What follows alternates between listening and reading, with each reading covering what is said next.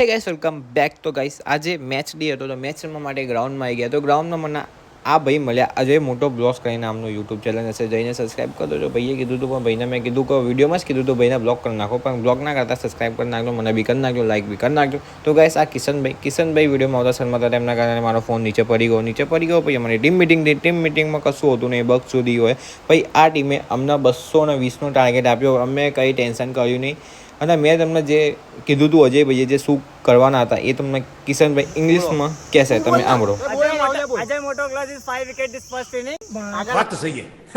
એના પછી તમારા ભાઈએ કરી થોડી પ્રેક્ટિસનો કંઈ ફાયદો ના થયો, તમારો ભાઈ જલ્દી આઉટ થઈ ગયો, પણ કંઈ વાંધો નહીં, નેક્સ્ટ મેચમાં કરીશું આપણે કંઈ અલગ। તો ગાઈસ એના પછી ઘરે જતા રસ્તામાં દેખાયું દાળ પકવાનની લારી, તો દાળ પકવાન થોડું ખાધું, પછી તમારો ભાઈ ગયો ઘરે જઈને સૂઈ ગયો। તો તમને હું મળું નેક્સ્ટ વિડીયોમાં, બાય।